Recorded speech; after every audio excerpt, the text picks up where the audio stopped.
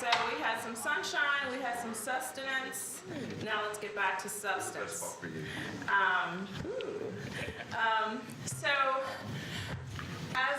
as we begin to segue into the heart of our work with regard to equity, one of the things that I thought was really important and I think this group overall has done a really great job of looking at not only adverse childhood experiences, but really at the heart of our work is the context of the families and the communities in which these adversities occur. And one of the things that as we begin to talk about equity, we become even more sensitized to understanding the various expressions of adversity, how inequity expresses itself differentially, whether that's in communities, within populations, within individuals. And so one of the areas that I think that is extremely important for this group, since we really started at the heart of this about the child in the context of the family, is to really talk about that one element of family that oftentimes is overlooked. And that's our fathers, and the role and the strengths of our fathers, and not just looking at it from a deficit base. And so through the Aspen Institute, I had an opportunity to really form a very meaningful collaboration, mentorship, and fellowship with Joe Jones, who you all have had an opportunity to interact with. But I thought, for this group particularly, putting fathers into the conversation in an active way, meaningful and purposeful way, was really important, particularly as we pivot to incorporate equity. So that is the purpose of this panel discussion, and I hope it plants a number of different seeds as we move into our equity workshop. But to prime, you walked away, Dano. But to prime the pump here, I want to share with you all a video clip of a day in the life of our fathers, and it is also a primer a little bit on Joe's work, but I think really hits the notes quite well for this panel discussion. What did owing the state money for child support do to your life? It affected my credit score. I wasn't able to get a house. I wasn't able to get a car. It ruined my life. It totally ruined it. When Ed Burrows, a college student in Baltimore, fell behind on his child support payments, there was little he could do to catch up to the soaring amount the state kept adding to his bill. It was about $30-something thousand. How old was your daughter then? My daughter had to be 4 or 5. What did you think when you found out that you owed $30,000 for child support? I was lost. It's not just the money that builds up. In the state of Maryland, punishments for failure to pay child support can include loss of any state-issued license, from driving to plumbing, and even jail. If you're stopping me from driving, I can't pay you your money that you say I owe you. This is our curriculum. Joe Jones knew there was a better way. Jones is the founder and CEO of the Center for Urban Families. This is the upstairs training room where the fatherhood sessions are held. A multi-service agency started in 1999 to help men become better fathers and better providers. Thank you, Ms. Kendrick. 3 decades ago, Jones could have been a client. I owed child support for my first child. I was coming out of my own addiction, my own incarceration. To help men and women become responsible parents, Jones challenges a key requirement of Maryland's welfare system. Even if you don't have any income, they're still going to require you to pay. For decades, Jones has lobbied state and national officials for common sense flexibility. Good morning. We've also had to do a lot of education to help them to make that distinction between deadbeat and dead broke dad. All right. So good afternoon, and thank you, Joe, for that powerful starter to this conversation. I'm Sarah Haight. I'm the Assistant Director for Network and Outreach at Ascend at the Aspen Institute, and I'll share a little bit more about that in a minute. But my job here today, and it's one I've been looking forward to for a long time, is to moderate this discussion with these 4 amazing leaders on supporting fatherhood, strategies in resilience and equity. And frankly, we could probably spend the rest of the afternoon mining the depths of that title, but we only have an hour and 15 minutes or so now, so So our job is going to be working with all of you to understand not just the context for supporting fathers, but the structures and the systems that need to be transformed to tap the strengths and assets fathers bring to their communities and to their families. And we're lucky to have some of the country's leading experts on this very topic doing much of this work right here in the District of Columbia, in Maryland, in Baltimore, and elsewhere. So I'm delighted first to introduce our speakers. I'm not going to do a rundown of their bios. Those are in your folders. But we have Clinton Boyd Jr., who is a doctoral student in sociology at Georgia State University. This spring, he'll embark on his postdoc at Duke University. We are also joined by Joe Jones, a rock star in this field, who is the founder and CEO of the Center for Urban Families in Baltimore, Maryland. Dr. Matthew Beal, who is a psychiatrist at MedStar Georgetown Hospital, just down the street, and a creator of a new network in early childhood that he'll share more on. And then we're very fortunate to have Travis Spencer, who is the founder and executive director of the Institute of African American Mindfulness, who works closely with Dr. Beal. So I also want to give a shout out to my colleagues here who are part of the Aspen Institute, Hallie, Kimberly, and James. We at the Aspen Institute are part of a program called Ascend, which focuses on two-generation approaches to move children and their families toward educational success, economic security, and health and well-being. And part of our work is promoting leadership in this field. We are fortunate to have 3 of our fellows in the room, Wendy Ellis, Joe Jones, and Matt Beal. Travis and Clinton, careful, you're in the pipeline now, so careful what you agree to. But the real vision and goal of the fellowship is to identify established leaders sitting on big ideas to move families toward opportunity in the United States. And a two-generation approach means recognizing the full potential of both children and their caregivers. Research shows us that the concept of mutual motivation is a powerful way of supporting parents and children's learning and thriving together. That when parents are learning and supported economically and emotionally, they can reinforce that in their children. And when children are doing so, it motivates their parents. That's the heart of our work at Ascend. But we also know that policies and practices in public programs contribute to African American men being so disconnected and underserved in communities across the country that systemic exclusion and discrimination over the course of several generations tears at the fabric of families and communities. We know that there are social determinants of health, all of you know that, but we also know there are structural determinants of health, in the words of our other fellow, Sarah Wadamura, who notes that structural determinants of health contribute to inequity in access to resources that improve health, particularly in communities of color. So today this panel is going to talk about innovative strategies aimed at reversing destructive policies, restoring families, and supporting stability for families, particularly with a lens on fathers. These leaders are doing so in different ways. You'll hear very different perspectives, but they're all doing it with a focus on access to opportunity as a key strategy in fostering equity and building resilience. We're going to talk about practice and policy changes, including issues around child support reforms, innovative home visiting programs, and trauma-informed programs aimed specifically at healing two-generation families. My hope is that you leave this conversation with a greater understanding of the historical and systemic contexts and structures that impact men and fathers of color, and the emerging policies and practices that aim to shift those structures, all centered around the voices of families themselves. So with that, I am delighted to kick it off with almost Dr. Clinton Boyd. I'll just bestow it on you for now. Clinton and I were talking just before this. I'm not giving you the title of his dissertation because it is still in the works, but he has focused on how the positive parenting practices of African American fathers can promote child and community welfare in disadvantaged neighborhoods. Clinton. Thank you. Thank you again, Sarah, for that very warm and brief introduction. And before I dive into my presentation today, I just want to extend a heartfelt thanks to GW, the Milken Institute of Public Health, and more importantly, the Building Community Resilience Collaborative.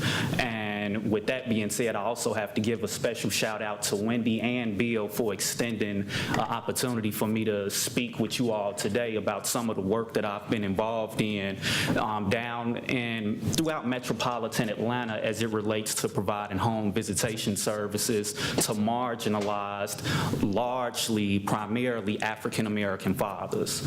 And so the name of the program is Dads to Kids, and I will be starting off by acknowledging the various contributors to the project. And I'd be remiss if I didn't again give a special shout out to the National Institute of Minority Health and Health Disparities for the researchers in the room. We all know how important it is for us to acknowledge our funders, because without their money and their financial resources and technical assistance, none of the work that I've been involved in would cease to exist. And then I also want to acknowledge Dr. Shannon Self-Brown, who is the principal investigator of this project. The Dads to Kids program was really her brainchild, and at the start of my PhD journey, she afforded me with the opportunity to be a research assistant on the project. And then I also want to acknowledge the men who allowed us to work with them and learn more about the stories and really allow us to connect with them in a very intimate fashion. So to start with, I'll just tell you all a little bit about the Safe Care Home Visitation Program. The Dads to Kids program is really an adaptation of Safe Care, which is a home visiting program that is largely offered to mothers who have a history of child maltreatment perpetration. And the mothers also tend to have children between the ages of 0 and 5, because again, for those of you all who may be unfamiliar with some of the home visitation work, it's basically targeted programs that focus on positive parenting with those families that are at risk for various issues across their life course. And so this program, again, is an adaptation of Safe Care, which has 3 unique modules. The first one is home safety, the second one is child health, and the third one is parent and child interaction. And the program is structured along 6 home visitation sessions. So during the initial session, that's basically when we go into the household and conduct a baseline assessment to get a feel of where the parents are at when it comes to their parenting skills and what they bring to bear in that area. And then from sessions 2 to 5, we tend to use that as an opportunity to work directly with the parents to ensure that they are well positioned to learn the targeted skills that we are teaching them. Then we also, in session 6, this is basically an opportunity for us to assess how much the parent has learned through their involvement in the program. And for sessions 2 through 5, Safe Care is basically built upon these ideas of explaining the parenting skills. The home visit will model the parenting skills. The parent will have an opportunity to practice the new skills that they just learned. And then as home visitors, we provide them with corrective and positive feedback to encourage them to continue to make steps in the right direction. And so again, the Dads to Kids program was basically an augmentation of Safe Care, but we decided to focus specifically on the parent-child interaction module, primarily because we understood that this module it perfectly aligned with the aspect of father involvement known as father engagement, because it focuses exclusively on parent-child interactions. And then secondly, as it's been alluded to earlier, we really don't have many prevention or intervention programs in place that are specifically designed to work with fathers. So again, we saw this as an opportunity to create a program in that space, and the beauty of this program was that it was implemented with the expectation of actually evaluating it at the same time. We have fatherhood programs that are in place, but unfortunately community. A lot of them have yet to undergo any rigorous evaluation, so we know if they are actually effective in whatever their benchmarks may be. And another beauty about the Dads to Kids project is the fact that we decided to add a computer-mediated approach where whenever the home visitors went into the household, we actually took tablets in with us to give the fathers an opportunity to learn from who we called a parenting coach, who would basically reinforce a lot of the targeted skills that the home visitor was teaching to the parents as well. And then again, we also added a co-parenting session because we understood that a lot of the guys, for a variety of reasons, would probably need to have conversations with the mothers of their children to make sure that they're on the same page when it comes to parenting style. And it's one thing for us to have a father-centered home visitation program, which is beautiful in many instances, but at the same time, we would like for the parenting skills that are being taught to be consistent across the household. And given the fact that mothers are, again, largely responsible for many of the child rearing activities, we just wanted to make sure that the fathers were in a position to have meaningful and robust conversations with the mothers of the children, so they understood that, you know, I'm participating in this program, this is what it's doing for me, etc. And so and now I just want to move into the next phase of my presentation. Given this audience, from my understanding, is largely doers, folks who are out in the field, I felt as if it would be good for you all to hear from one of the fathers who directly benefited from the Dads to Kids project. And so I just want to share with you all a quick story of perseverance, the case of Mike Wells. And again, Mike Wells isn't his real name. For my scholars in the room, y'all understand we have to protect the confidentiality of our participants, so it's a pseudonym. So to start, I just want to, and this is, I think, this is a very good starting point, given so much of the work around building community resilience deals with adverse childhood experiences.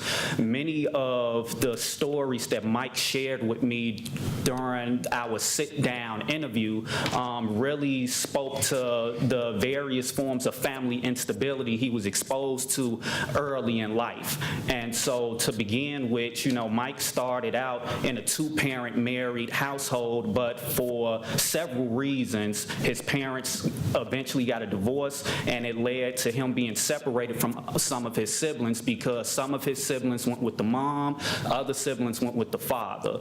However, Mike was still in a position to maintain a close, meaningful relationship with his father during childhood. However, Mike had to bury his father at the tender age of 14 because his pops was a casualty of gun violence. And so I'll just play this clip. Oops. Okay, now I want to move into Mike's experience as a co-parent with the mother of his child. Not too long after Mike and his sons, not too long after Mike's son was born, he found himself in a very conflictual arrangement with the mother of his child, to the point where he felt as if it would be best for them to just separate and just work on being co-parents, primarily from his perspective. He was the victim of various instances of physical abuse, and that typically were a result of his son's mother abusing alcohol. And so what ended up happening is that after they separated, Mike was unable to see his son for the first 3 years of his life. However, after a wearisome and grueling legal battle, Mike ultimately gained full custody of his son. And I'll just play this clip. All right. So again, I just wanted to provide you all with some of the life course experiences of Mike Wells and how that definitely has an impact on the work that we do as service providers, because we have to make it a priority of meeting these men where they're at. And so now I just want to briefly share with you all some of what Mike had to say about his involvement with the Dads to Kids project. You know, from Mike's perspective, he learned a new way of parenting by way of his involvement in Dad 2K. He said, I gained a new way of parenting. Everything I learned from the program has made life easier for me, and he said his son's name, so I blanked that out. The skills I learned through the program have allowed me to interact with his son in new ways. I gained better preparation skills. I learned new ways to interact and play with his son. And Mike credits the Dads to Kids program, which is also affectionately dubbed Dad 2K, with helping to improve his son's academic performance, personal conduct, and the quality of their interactions with one another. And this is something that I'll speak to during the Q&A piece. And so just to end my presentation, these are some of the lessons that we learned to date about the Dads to Kids program. For an overwhelming majority of the fathers who participated, you know, they were very much satisfied with the program and they did learn target skills. However, because this program was predicated on reducing the likelihood of a father being a child maltreatment perpetrator, the program did not appear to be effective in that area. However, there's some considerations that we have to take in place along the lines of some of our measurement issues. And so that's something else that I'll speak to again during the Q&A piece.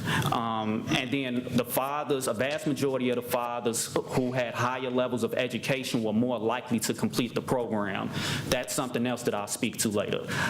And fathers who completed the Dads 2K program actually, in many instances, had higher rates of completion than mothers in other studies. And so that's something to place a pin in, and we can revisit that conversation later as well. And lastly, the gender, race, and ethnicity of the home visitor did not matter. We had 7 home visitors, 5 of whom were women, 2 were men. I was one of the home visitors, and again, it cut across race and ethnicity. And so that concludes my formal presentation. I'll turn it over to Sarah. Thank you, Clinton.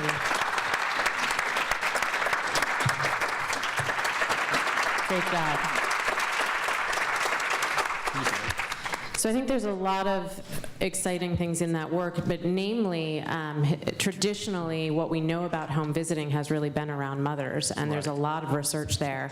And what this can contribute to that literature, as well as to policy change in how we make those programs more inclusive, is very exciting. So I am going to hold my questions until after we've heard from all our panelists, and I'm going to make sure we have ample time for questions from all of you.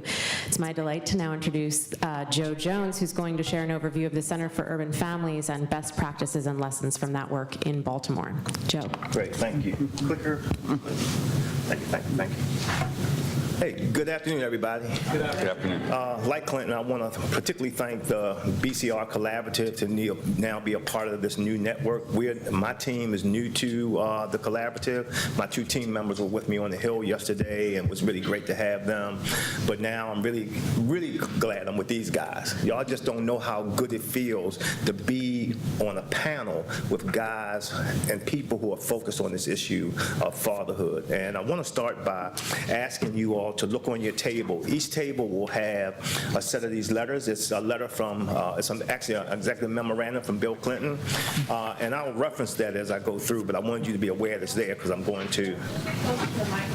Actually, if I could hold a handheld mic. Yeah. Thank you, thank you.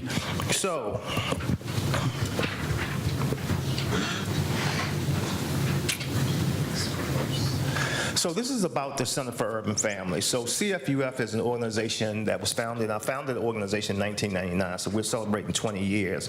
But today I want to succinctly, I could verbally give you our mission statement, which is a couple of sentences long, but the reality of it is our mission is to dismantle poverty. It is not to reduce it, it is not to minimize it, it is to dismantle it, right?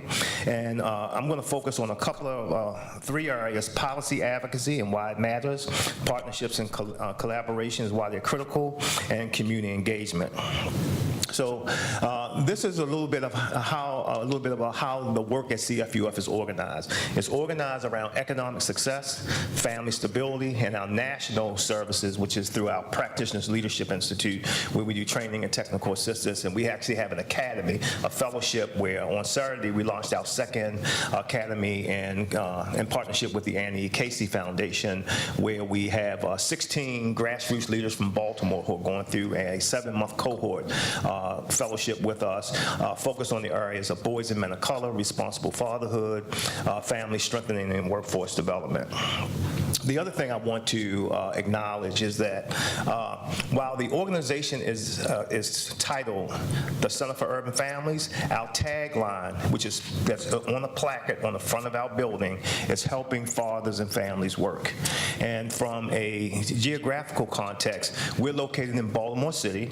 We're located in zip code 21217, which is the same community that encompasses Sandtown, Winchester, which is the community where Freddie Gray lived and where he encountered the police and not obviously, but as many of you know, lost his life, right? But I wanted you to have some context. The majority of the people who come to the center, we see about 1,100 to 1,500 people annually who come through. Most of those folks come through with our community outreach team. We have a team of folks that go out in the community, talk to people in neighborhoods where they live.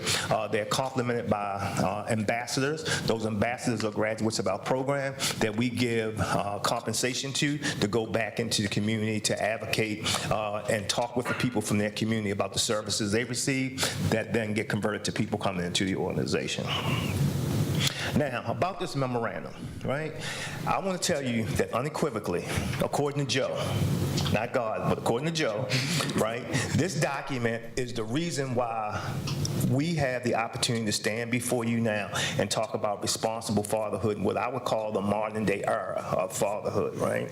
In 1995, Bill Clinton issued this executive memorandum that went to every federal agency, bar none, and they were required to report back through Al Gore, through the Vice President's office, on their review of programs, policies, and initiatives that they were doing or not doing as it related to fatherhood. And they had to send those reports back to the Vice President's office, and a group of us in the field, fledgling as it was, had the opportunity to join the Vice President to review those reports. And when I say every agency, you can think of like HHS, HUD, and Department of Labor, so like it's natural agency, but the FAA had to reply. The Secretary of the Interior had to respond. And obviously those responses and the quality of the responses were all over the place. But this set the stage for what is happening today in responsible fatherhood. This was also simultaneously supported by a group of funders they call themselves a Funders Collaborative for Responsible Fatherhood. This included some of the nation's largest foundations, Ford, Casey, Mott, and a few others that formed this Funders Collaborative to undergird work associated with research, policy, and practice, right? One of the other things that came out of that work was Dr. Vivian Gadsden at the University of Pennsylvania was commissioned to create the National Center on Fathers and Families to be the nation's repository for literature related to fatherhood. At that particular time, if you wanted to find out something about fatherhood, the field, practice, you actually had to know somebody, get on the phone with them and talk to them, or go visit if you could afford to go, but that was the state of the field. Today, there's so much literature about fatherhood. Anybody that wants to start a fatherhood program can download information, at least to get some sense of what a fatherhood program is.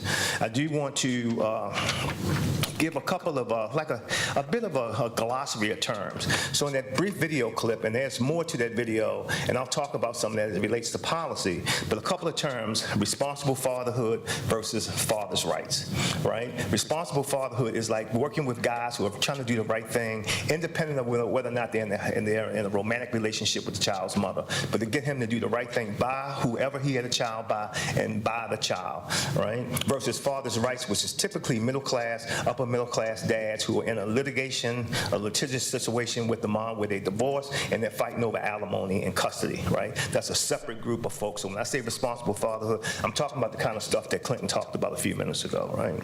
Secondly, dead broke versus deadbeat. We're talking about dead broke dads, guys who have had children, have no economic means to take care of themselves, let alone a child, but they still have that obligation, and we're trying to find ways to uplift this work, particularly in the field of social sciences, where fatherhood is still marginalized to some degree within the sciences, but we've made great strides, particularly as it relates to this document that came from Bill Clinton that has reverberated throughout the years, right? Secondly, I want to share that as a result of this memo, building on the work of the Clinton administration, this converted over to the Bush II administration, where George Bush actually created dedicated, for the first time in the history of the country, dedicated large funding demonstration projects for responsible fatherhood and healthy marriage. This came in the form of $50 million a year over 3 years, 2 rounds. After Senator Obama became president, he talked a lot about this work during his time as senator. He became president, and he increased that funding from $50 million a year to $75 million a year. We were the recipients of one of those large grants, which we received a 5-year grant in 2015. That grant goes through September 30th of next year. So we're in this landscape where we're hoping that the current administration builds on the work of the previous 2 administrations to continue to invest in communities across the country, dealing with dads across the ethnic spectrum, but looking at low-income dads, right? And a couple of other distinguishing points. One is around when we talk about child support. In this context, we're talking about state-owed child support, meaning these are dollars. This is child support that results from a child associated with parents who receive public welfare benefits, and as a condition for the custodial parent to receive those benefits, the mother had to make, or the custodial parent had to make available to the system the information around the non-custodial parent, and then the system connects with him to get him to pay back those benefits that the custodial parent would have received. This is money that doesn't go back, would not go back to the family, it goes back to the state. Fair enough? All right. So this is where we get to the policy side of this. This gets a little complicated, so I got tools, right? So I want you to follow this quadrant here, and I know folks who are sitting further back can't see it, but the upper left-hand quadrant, those 3 red rows, on the first column, there's zip code 21215, 21216, and 21217. Those are 3 contiguous zip codes in the area around where Freddie Gray lived and working where my organization is, right? So in essence, what this shows is that there are, I'm gonna come down to this lower right quadrant, that red row, there are approximately, in those 3 zip codes, approximately 4,000 individuals who owe an aggregate of $26 million in back state-owed child support, right? That's also 3 of the top zip codes that people released from incarceration come back to. So you can think about what that means for a community to absorb individuals who have that kind of debt, and what it means to try to ameliorate that debt. And this is where it gets into the policy. So we use this data to engage with our state child support office, right? And if you notice, this is a letter that goes out to the community. But how we got to this letter, we brought guys, with the child support director, we brought guys and dads from the community, and we sat down and we co-designed this model with them. The first iteration of the letter only had the state's logo attached. The guys basically tore the letter up and said, we don't trust them enough, and we got to have something that's a little bit different. So we negotiated with them, and they agreed that if they got a letter that had the state's logo and our logo, they'd be more apt to open it. And then as a result of this letter indicates that if they participate in services and they get employed and they pay on their regular child support order, not the debt that has accrued, then when you heard the young man in the video talk about he had $30,000 worth of child support, as a state-owed child support, as a result of participation in this, he was able to get that entire $30,000 wiped off the books. He was able to get a full-time job, and he became a homeowner, and he's now married, right? That's what can happen when you do this community engagement with stakeholders, right? So, what happened after that? So the state will never give us credit for it, right? But I'm going to take credit for it right here, right? Because we used that experience sitting down with the state. It was just the state and the Center for Urban Families, right? We used that experience to take this bill to the Maryland State Legislature to convey to the legislature, here's an opportunity to expand this small pilot that was done in West Baltimore, and the legislature passed this bill that became a part of House Bill 1502, became known as the StepUp Program. This is now a pilot throughout all of Baltimore City with other service providers who do workforce development. So any dad in Baltimore City who owes state-owed child support who gets connected to us can get services, including workforce development connections, and as a result of participating, can get that state debt wiped off the books. The other key thing to remember about this, the state can take up to 65% of a person's W-2 income for child support arrearages. This is why this is so critical, right? And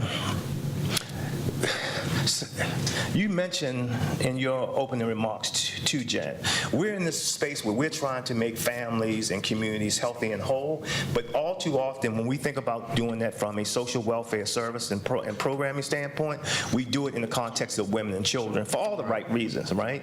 But if we're going to do this stuff effectively, too, Jen does include men, right? And you can feel free to say that, right? We coined that and we're going to take ownership of it, but we have got to think about how we make families healthy and whole.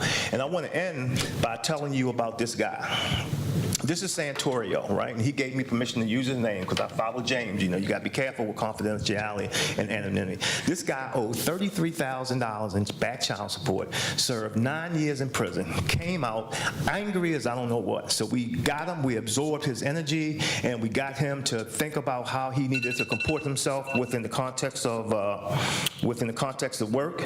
And so he now is an assistant superintendent for one of the largest construction firms in the nation that happens to be headquartered in Baltimore. That's a photograph of he and his wife, Shauna, who accessed this grant fund that we have housed at a foundation. It's a grant to us, but it stays housed at the foundation. They can access up to $10,000 in a grant for home ownership financing. So he and Shauna access that grant, and that's them at closing on their house, right? And unfortunately, I couldn't go to the closing, but those are members of my team who are sitting there with them at closing. So I hope that you get a sense of what we have to do if we truly want to dismantle poverty. We want to increase the likelihood that children grow up healthy and whole and have an identity associated with both parents, not just one, and the kind of policy implications for our work. Thank you.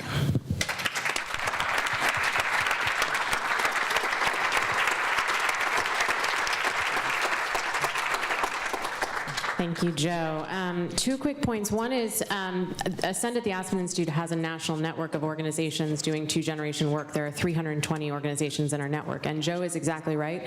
Probably only 10 to 15% are explicitly focused on fathers. One of them is the Center for Urban Families, and probably only 20 to 30% of them have a very deep commitment to engaging the voices of families in feedback loops to inform their strategies. Joe's organization is also one of them, so kudos to you for doing that work.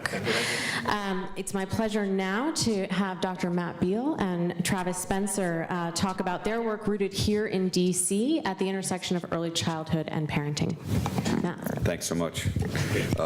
Really, really glad to be with you all. I want to particularly congratulate and thank Dr. Ellis and her team, Dr. Dietz and Sarah and Caitlin and Daniel for continuing to keep this train running.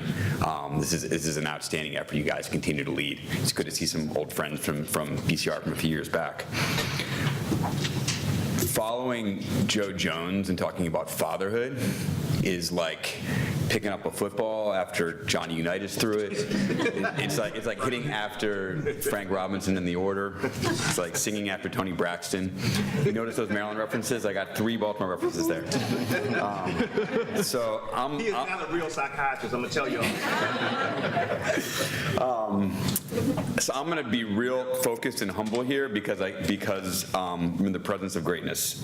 So it's great to be on this panel with soon-to-be Dr. Boyd and with Joe and with Travis. So I'm just going to talk about a couple of things specifically to parent well-being and particularly to father well-being that we're working on here in DC. Sarah mentioned that we have a network here in DC that's called the Early Childhood Innovation Network, and I thank you for challenging your frontal cortical structures and attempting to attend to the next 10 minutes without slides. We're all going to sort of focus at the top of our cognitive capacities here. So what we're trying to do in the Early Childhood Innovation Network is build a series of intervention strategies that are in communities, in community settings, that are focused on adult capacities in 2 areas. Adult capacities for their own self-care, and then adult capacities for nurturance of children that they are either parenting, providing health care for, or educating. We're in community settings. Travis is one of our most incredible community partners who you'll hear from in a minute or two. And we are developing and deploying interventions that we hope to demonstrate are relevant, accessible, effective, and culturally attuned in a variety of different settings. In the primary healthcare setting, in the early education setting, and in the social service setting. So I'm going to focus on just one of those interventions, which is related to mindfulness. So mindfulness is, you can't open a magazine or a style section in the newspaper without reading about mindfulness. It's very much in the ether these days culturally. Why mindfulness in this setting, in this context I've talked about? Our experiences locally, clinically, and in communities have been that mindfulness does offer a really unique way in with families. I think potentially, particularly with fathers. It is an inherently strengths-based approach. It is non-stigmatizing, and it works. We see a lot of effectiveness in increasing those 2 areas that we hope to increase, which is parents' own self-care, their own ability to regulate their internal states, their emotional temperature moment to moment, as well as their ability to be the best parents that they can be, that they want to be, most attentive, non-reactive, responsive, attuned parents that they want to be with their kids, particularly with young kids. We've designed an intervention that we're delivering in early education settings that is a group-based intervention. We have identified, and I think this will probably resonate with almost all of you that are in the trenches each day, that many parents we work with come to settings with a couple of assumptions in mind. Those assumptions include, I'm on my own, no one's got my back in this, no one else is facing this the same way that I am, and I'm no good. I'm not going to be able to get this right. And delivering intervention strategies in groups helps to upend those assumptions. It builds social cohesion. There are other people that are in this with me that have my back. There are other people that are facing similar challenges to those that I'm facing and thinking about it in similar ways. And I don't have to be perfect. Accepting imperfection in oneself and one's parenting and one's child is an important strategy towards building those kind of relationships that we hope to help families build. So we're doing mindfulness, we're doing it in groups, we're doing it in early child care settings, and what we're finding, having done this intervention with now upwards of about 80 parents, many of whom are fathers, and interestingly, we thought that what parents would tell us was that we want to do groups that are separated by sex, groups for moms, groups for dads, and what we have found again and again in our focus groups is that parents tell us no. We want to be together. We want men and women together in these groups, and particularly the women are saying it's critical to us to hear men's voices in these groups where we're talking about mindfulness practice and about identity as parents, about experiences of trauma, and about what we want to accomplish as parents, that having the voices from both moms and dads together has been a real important strategy. And what we're seeing in terms of findings is massively positive changes from the beginning of the intervention intervention, which is 8 weeks long, to the end of the intervention. I can talk more about it on the panel. Changes in symptoms, so depression, anxiety, trauma-related symptoms, and sleep. Massive changes towards the positive, as well as changes in self-efficacy as a parent, mindfulness as a parent, a sense of social support, and a sense of closeness to your children. All of those things from the beginning of the intervention to the end, again, over 8 weeks, have very, very significant improvement. Again, this is over, we've done about 8 cohorts now, a total of almost 80 parents. And what parents are telling us is this is working, I feel better. We have parents asking for copies of the rating scales that we use before and after because they want tangible proof of how much better they're feeling and functioning. And parents are asking for more. So what we're developing now, and Travis may be able to talk about this a little bit later, is levels of training for parents. So there's a level 1. We now have a level 2 for parents who want to come back and do more training. We're looking at level 3 training, and we're looking at beginning to train parents to be mindfulness facilitators themselves, because they're interested in making this a part of how they interact with their fellow parents and sharing what they've learned with parents in their communities. We see this as a workforce opportunity as well for parents. I'm going to stop my remarks there and let Travis get into some of the details of what goes into these interacting with parents, and particularly focusing on dads. Oh, no, I don't mind. I'm good.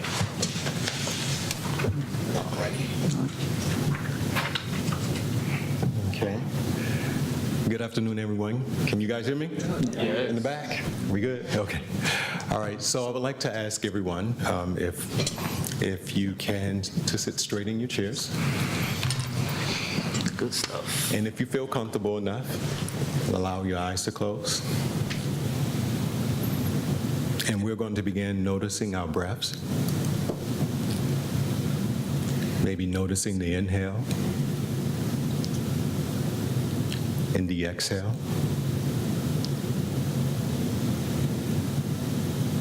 The rise and fall of the chest or the belly.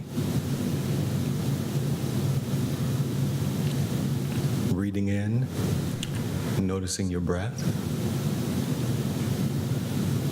And breathing out, noticing your body.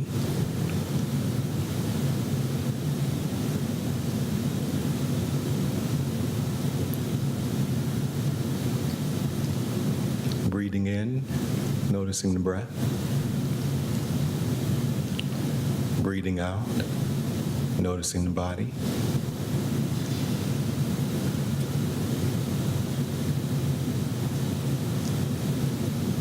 Inviting you to gently allow the body to maybe settle into the seat that you're in.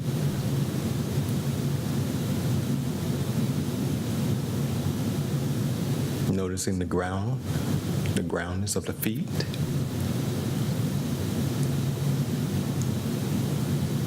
Maybe the placement of the hips.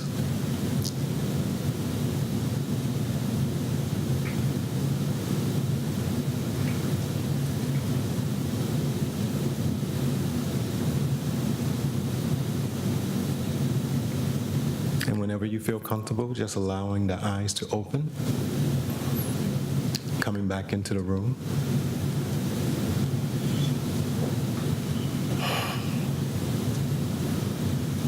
Anybody fell asleep?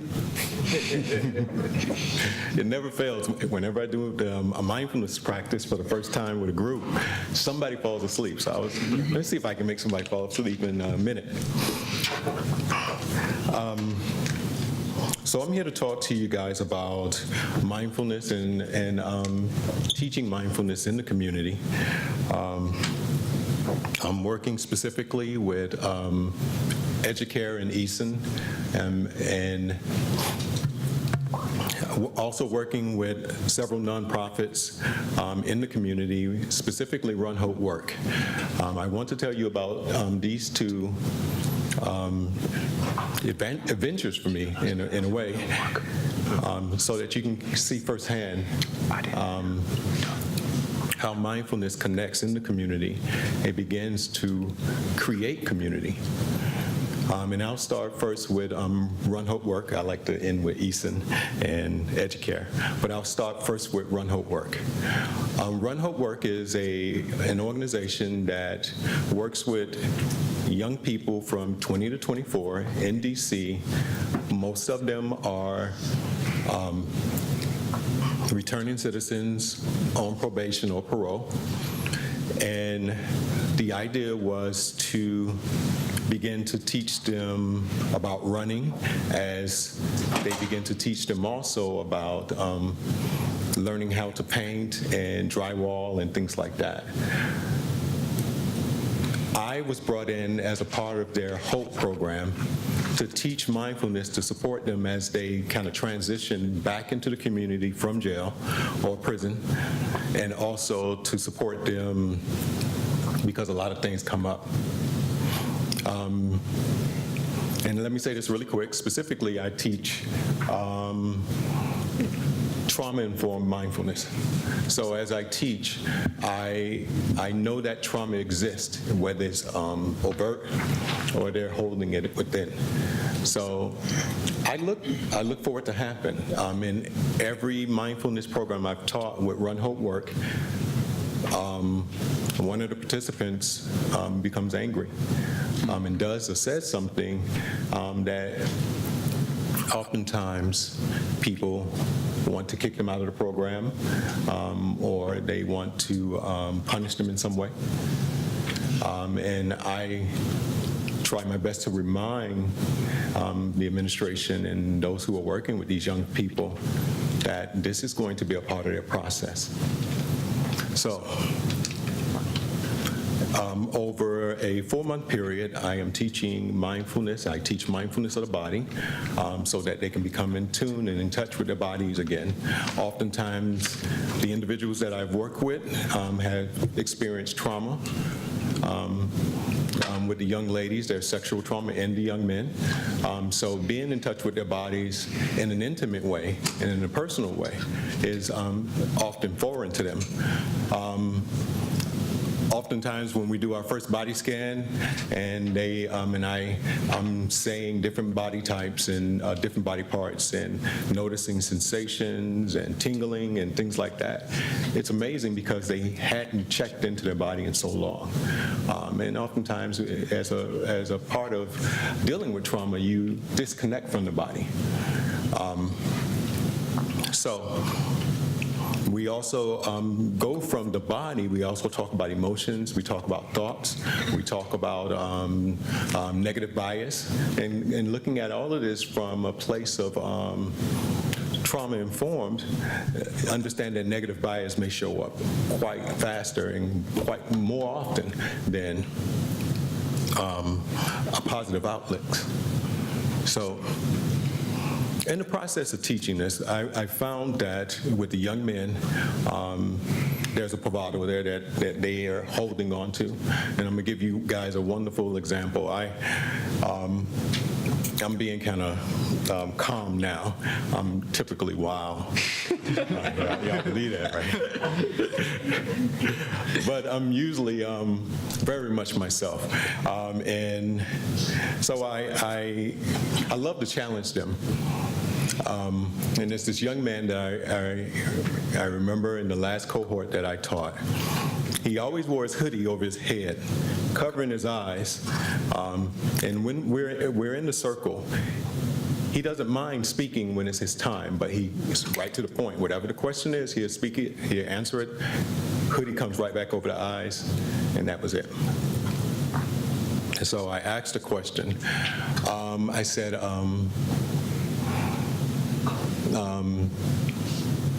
would you take a bullet for your mother?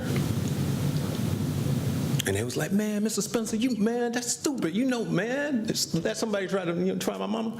I'm there. You know, right? So I said, all right. We went around the circle. Everybody was raving about the mother. Yeah, absolutely. I'd do anything for my mother. So when it came back around to me, I said, well, would you clean up a community for your mother? And when I said that, it got quiet. And they said, oh, Mr. Spencer, I ain't gonna say all the words, but, a couple of curse words. But after we did that, I had them check into their bodies.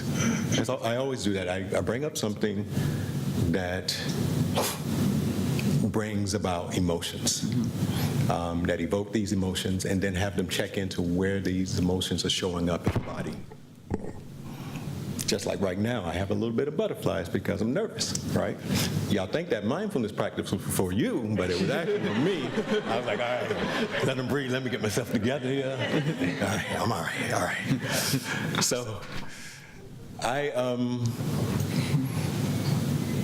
helped them think.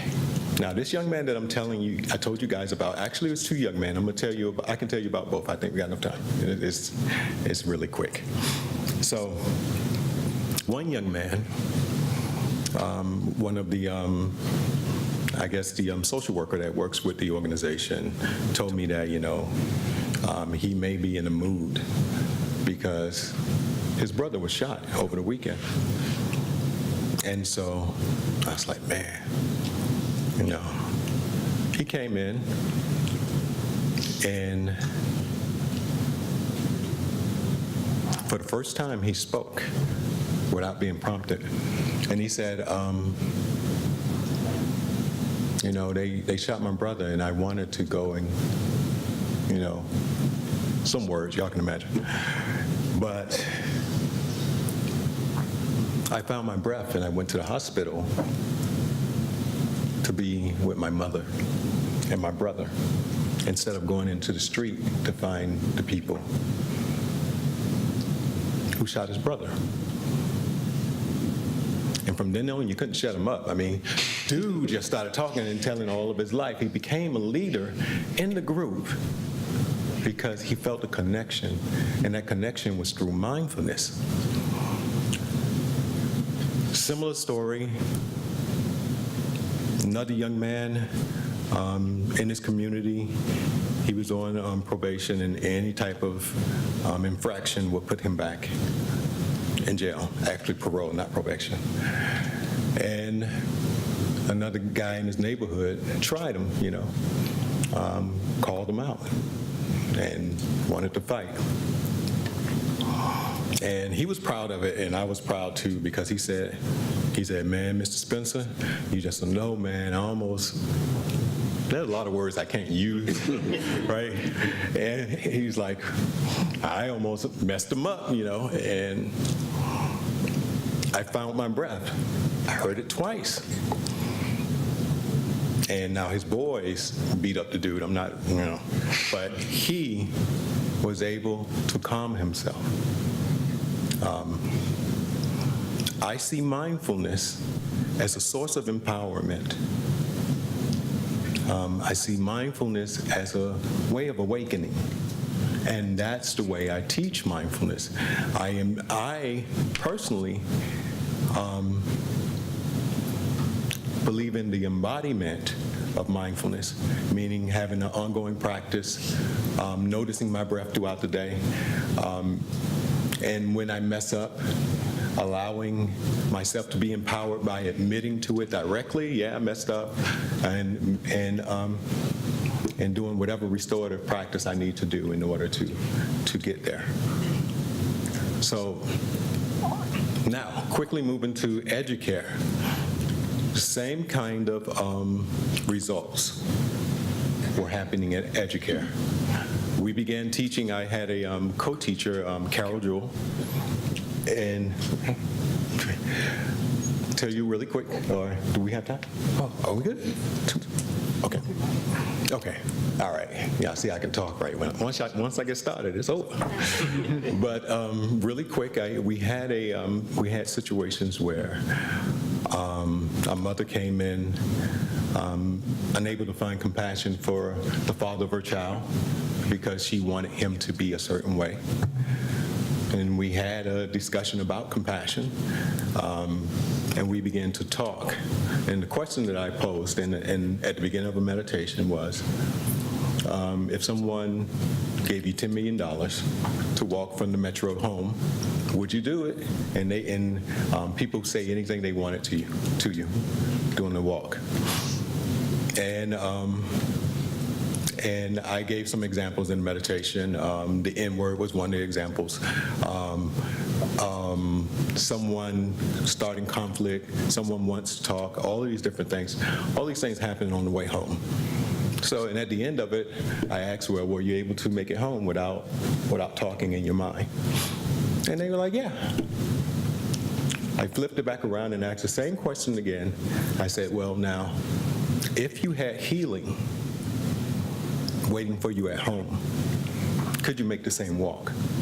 You know, when you got home, anything related to racism, poverty, all of that, you're healed from. The women in the group said yes. The men in the group said no. And as we were going around, one of the same mother that was having issues with her father, the father of her child, looked at the young man and said, when he said no, she said, you know, I really don't know what it means to be a black man. And when she said that, I was like, wow. You know, it was just beautiful. Because to be able to say that means that she can connect to the father of her child, you know. And so I'm going to conclude by saying that mindfulness, specifically trauma-informed mindfulness, will support the type of growth that we look for in our community. Thank you.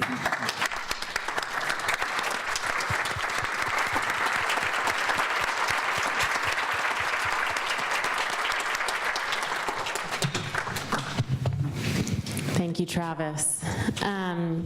So you've heard from 4 leaders talking about different strategies and interventions in their communities to support fathers. And I want to make sure we have enough time to get to all of your questions. I'm sure there are many, so be thinking about them or be ready to ask them. I have a follow-up question that Travis, I think you gave a really good segue to.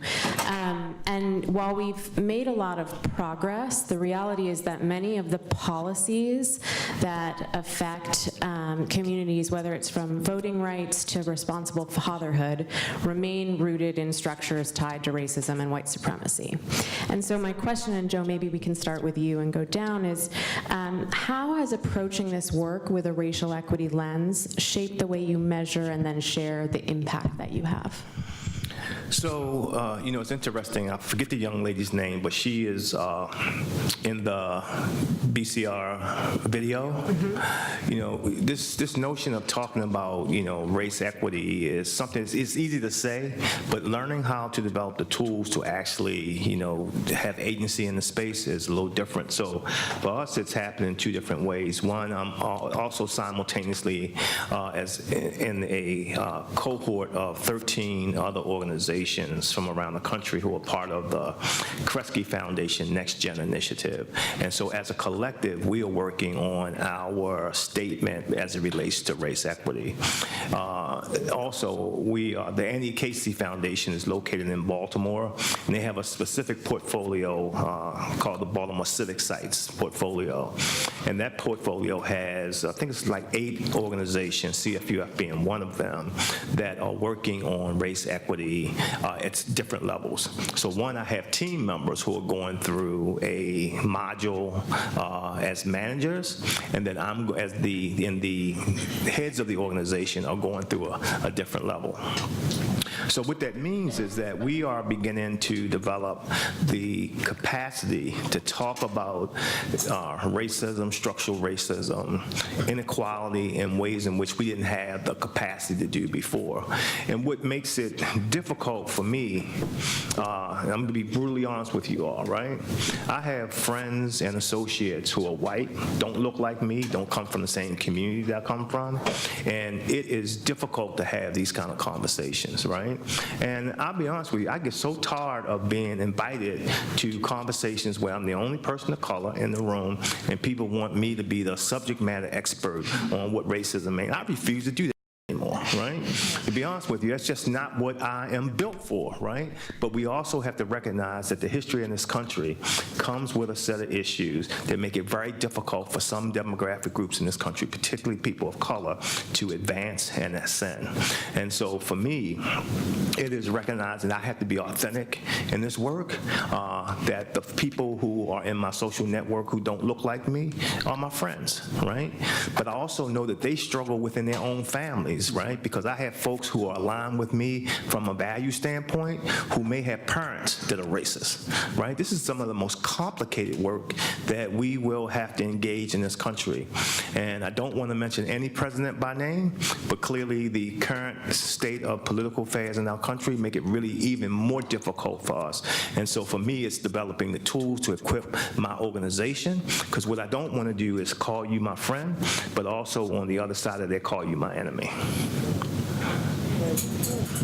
Very well said. Matt and Travis?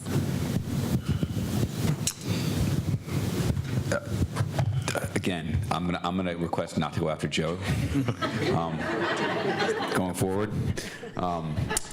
So the first thing that popped into my head, I was at a convening on Friday that the DC Superior Court pulled together, and it was 350 judges and attorneys talking about children in the law. And there was this amazing judge from Florida who talked about when families come into her court, her first, what she tells herself first before she starts the proceedings is presumed trauma. That's her starting point. That if they've ended up in her courtroom, there's trauma in that family system. And what it made me think about was when we're designing interventions that are intended to address, that are tended to be two-gen or multi-gen solutions for communities that have experienced so much marginalization and racism, is to, whether we're working in the health system or the education system or in social services, to presume racism. In addition to presumed trauma, like the structures as they are going to be not up to the task that we're trying to address because of the way that because of history and because of the way that things have been built. So that I think it's a useful starting point. And I think as several folks on our team are here, Randall and Sarah and Travis, and they know that as a university and hospital-based team of innovation that's 40 plus people with a lot of different backgrounds and a lot of different personal experiences, that we have been trying to take on the issue of how do we prioritize equity and justice, primarily racial equity and justice, but also justice and equity of opportunity within our team and then in our work. It is really hard work, and it is not something that we can do a training to address. It's not something we can do a convening to address and then move past. It's something that we have to figure out strategies to build into every single component of our work, so that if we're presuming racism, if we're presuming trauma, that we need to, in every single function of our work, we need to make sure that we're keeping that at the forefront of our minds. Well, thank you for the question. From my perspective, as somebody who's been toiling in the fatherhood space for the past several years, I often reflect on my own personal experience that I bring to bear to the subject at hand. Many of you all may not know, but I'm also a father. I had my daughter when I was 16 years of age. And so for me, I had very vivid reminders of what my experience was whenever I had to interact with those public systems and institutions. It was always expected, or at least I felt as if the system was set up in a way where folks viewed me as somebody who was not going to be involved in the life of my child. And I had very, again, vivid reminders that I can point to further articulate that point. But for me, that was really the the starting point for this fatherhood journey that I've been on. And so one of the things that I try to prioritize in my work is making sure I center the voices of Black fathers from the standpoint where we view them as community assets and not necessarily individuals who are detrimental to society at large, which is typically the narrative that is painted about Black men more broadly within our global society, because this isn't an issue that's unique to America. And, you know, I often think about it from a policy standpoint. You know, thank you, Joe, for bringing up the 95 memorandum that, you know, that Bill Clinton decided to put out to make sure all of our federal agencies and departments begin to collect information specific to fathers. But I think it's also important for us to understand that there were other policies that were pushed through in the 90s under the Clinton administration that helped to create the problem, or the sustained problem that we have today. If it's the 94 crime bill that accelerated mass incarceration, you know, the Clinton administration didn't necessarily plant the seeds of mass incarceration into the soil, but his administration definitely watered the ground, watered the grass, rather. Secondly, we also have to think about it along the lines of the 96 welfare reform law, especially, you know, given a lot of the child support sanctions that were put in place as a result of that bill being passed. You know, we wouldn't be having a conversation about a father having $30,000 in back child support debt if it wasn't for that bill. Third, we also have to think about the Quality Housing and Work Responsibility Act of 1998, which basically barred nonviolent drug offenders from staying in households that were receiving government assistance. And so these are, again, and all of this was happening against a backdrop, a societal backdrop where Black men were labeled as super predators. And so, again, when I think about that, that's the perspective that I bring to bear in my work, and that's why it was very important for me to ensure that Mike Wells had an opportunity to tell his story from his perspective, and hopefully it was capable of penetrating not only your minds but also touching your hearts. And so that's kind of how I think about my work, because again, we can't have, in my opinion, we can't have conversations around equity without applying a racial lens to it. So when we're talking about it from a policy standpoint, we need race-conscious, gender-specific policies that will help us to ameliorate a lot of the issues that are rampant within Black and brown and low-income and impoverished communities. Thank you. Thank you. Race-conscious, gender-specific. Thank you. So we have about 10 minutes left, and I have lots of follow-up questions, but I want to go out to all of you. And I think it looks like there's a mic here for folks, or I can hop up and pass it Oprah style.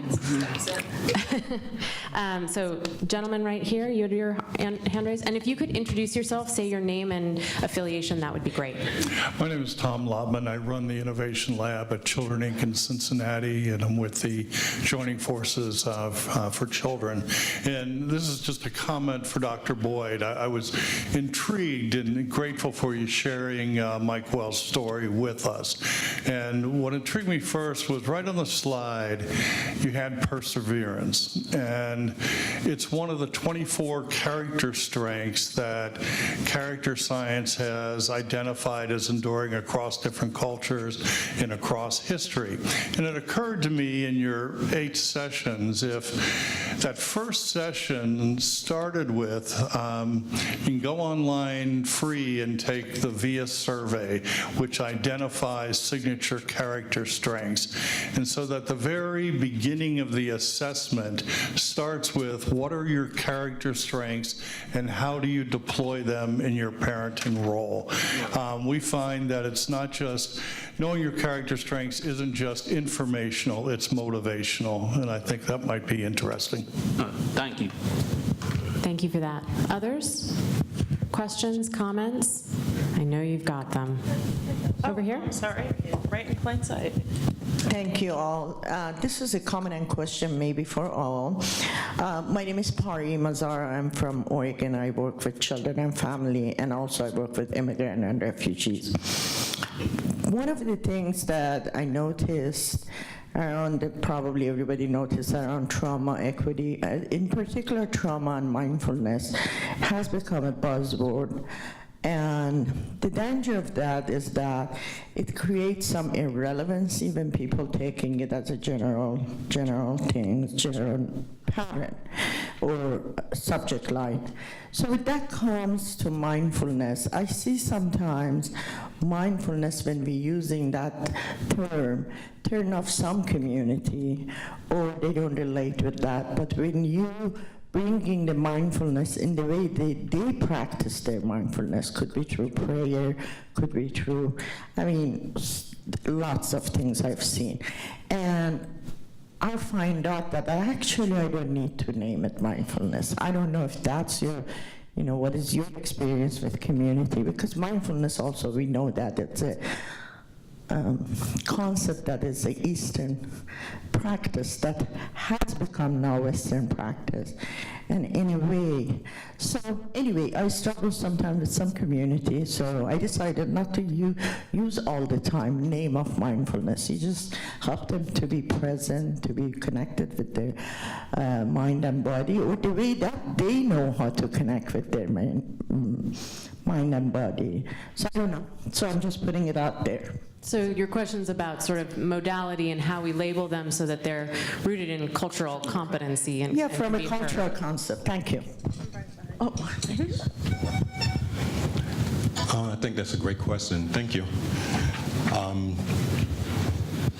I believe that, again, I spoke about the embodiment of mindfulness. When we explain mindfulness, we explain it, the initial explanation is that mindfulness can occur, not in just a formal setting of sitting and following the breath, but also when you're washing the dishes, the smell of the soap, or taking 3 deep breaths before you answer the phone. Things like that to really support the way that you live. I think that it's important that it is integrated into life in a way that you can remember your own spirituality and contemplative practice as a part of the mindfulness practices as well. My biggest goal when I teach mindfulness is, one, for the person to be able to see deeply within themselves. Also to be able to allow some clarity around their particular path or whatever they're about to do. Oftentimes we look at it from being savory, you can respond instead of react. Right. And then the other part is to build community. I often see that with mindfulness, when you are allowed to speak your truth and you can hear the truth of others with the minimum amount of judgment, then there's a connection there, even if you see things differently. So I believe that that it doesn't have to be the way that popular culture views mindfulness in order for it to be effective. Again, like I said earlier, how I would do something, have them think about it, evoke some emotions, and then have them touch base with themselves around the emotions. That's mindfulness. You know, they may not know it. You know, it's a sneak attack, but Just one quick addition to that. I mean, I think a couple of things that we found. One is that, like, the absolute critical importance of credible messengers, of people who are teaching practices who are highly skilled, also highly relatable, and who share cultural attributes with the people to whom they're teaching. I think that is it is a critical. We hear that all the time from our participants. Is that Mr. Spencer understands what's going on in my life, and Travis shares it with them. Our other teachers do as well. The second is that Travis is very sneaky.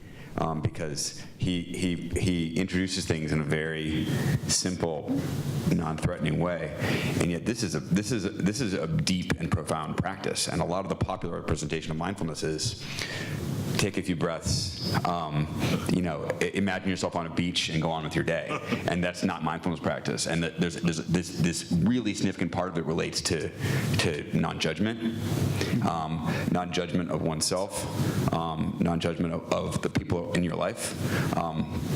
I think that Travis and I had conversations about the particular relevance of that for African American men, because there are so many judgments that accumulate from, as Clinton alluded to, encountering systems or encountering people as you go through your day, and what it's really like to be an African American man. And maybe you can speak more about this, Travis, but the specific relevance of practicing non-judgment as a way to get at that burden. So I think that there is something when it's actually taught and practiced in its real coherence that's particularly powerful.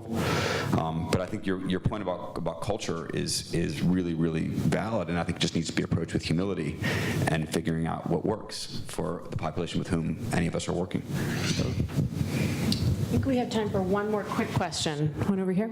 Yeah. My name is Kenneth Barnes. I have an organization I started called Root, and I'm working with BCR and Dr. Peterson and Dr. Ellis. Congratulations again. But it's 2 points that I'd like to bring up, and this is coming from an older generation of men, and the way we grew up in Washington, D.C., and what we thought fathers were about. And I think it's kind of leaped in, it kind of crept along. When I grew up, as many fathers were not in the homes, we grew up with the definition of a father, of a man being a guy that could play some basketball, that could fight a little bit, drink, and chase women. That was our definition of what a man was. And it took me years to learn there was something wrong with that. And it took me years to learn that. And then, in my generation, I think we were more a matriarchal society. By that I mean that our mothers were our strength, because we had to rely, for the most part, on our mothers, as our fathers either weren't there for the most part, or if they were there, they didn't do much of anything, sit around and read a newspaper or something. And the mothers had to do everything to keep the family unit intact. And then I want to add another point about the positivities and the negativity of integration and segregation. When I grew up, there was segregation, which means as black people, we had one common enemy, and that enemy was segregation. And we had one common goal, and that was to fight that issue. And that meant that we all, no matter our degrees, no matter our background, no matter where we lived, no matter how much money we made, we all lived next to one another. But then when integration began, people with education, people with income got out of Dodge. And they left behind in the community, basically, in a lot of instances, one-parent families, mostly women, and a lot of that still exists today. And I think that the difference, of course, with our mothers back in our generations, was that our mothers were like martyrs. It was all about their family, and they died for their family. And I think we have to look back into that and really understand also. I'm proud of you young guys for what you're saying and what I mean.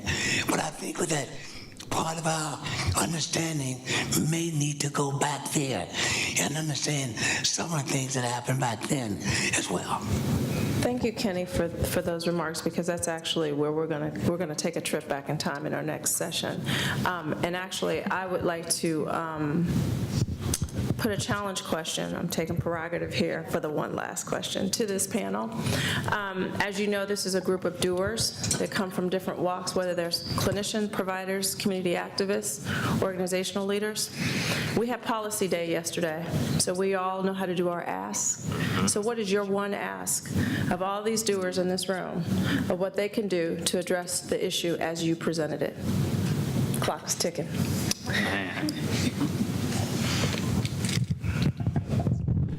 So I'll respond in the context of a conversation we had at Aspen a few months ago.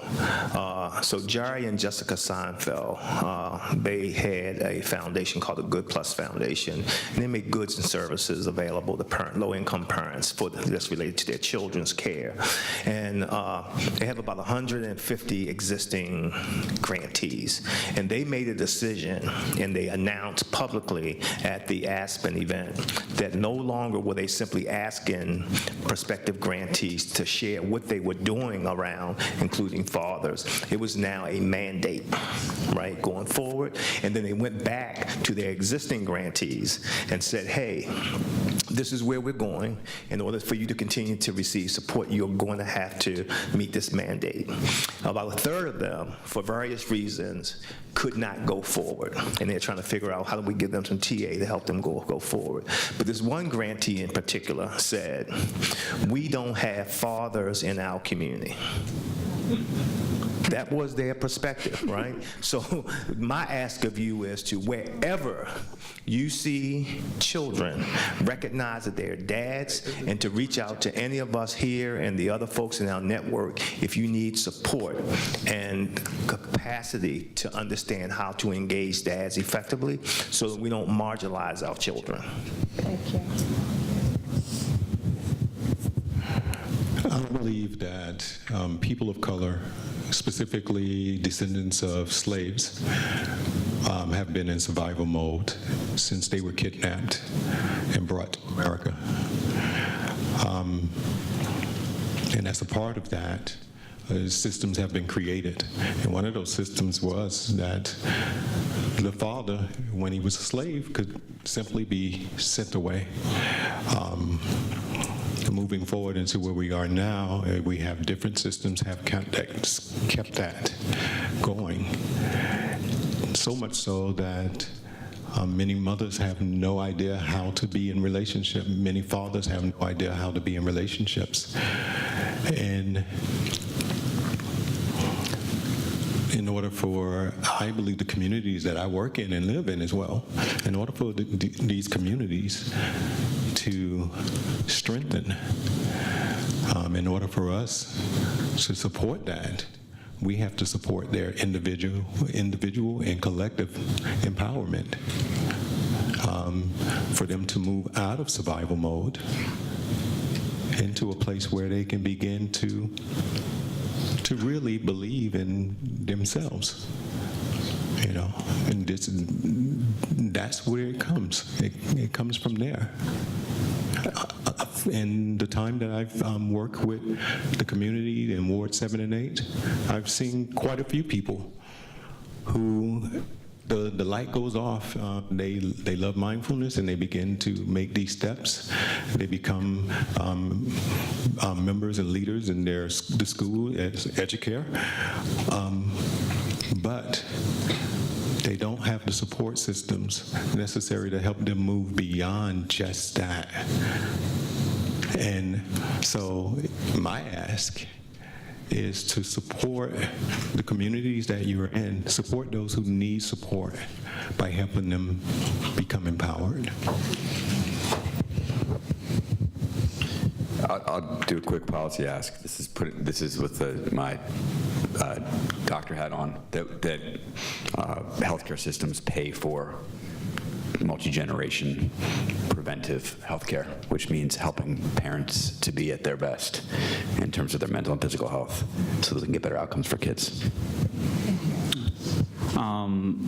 For me, I guess it will come down to asking yourself, how do societal gender norms influence the way you view fatherhood and father involvement?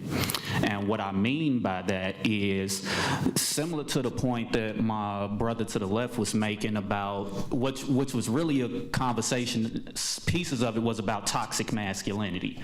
And with that being the case, how do fathers define themselves as fathers? How do we as practitioners and folks responsible for delivering services to these men think of them in their role as fathers?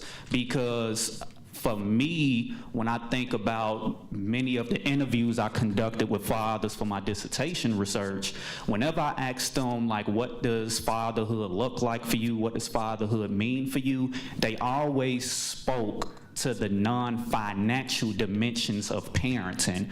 In other words, they see themselves as caregivers.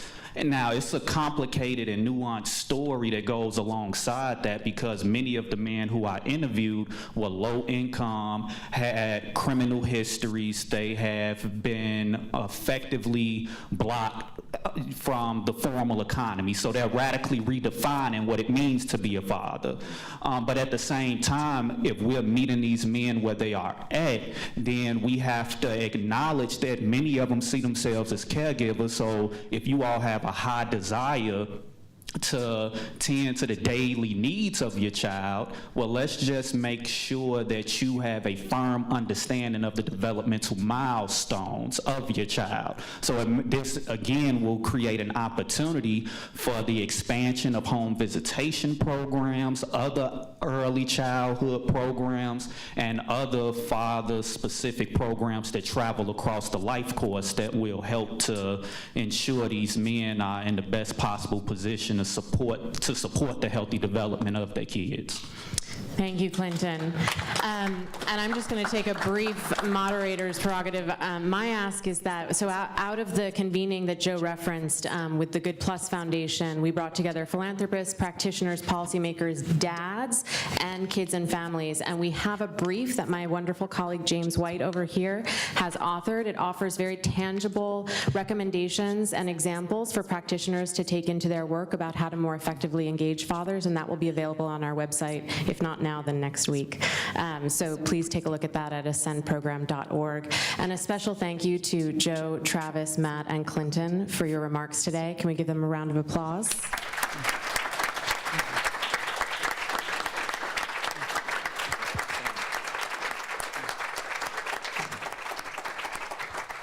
And thank you to Wendy for putting all of this together and supporting all of this work.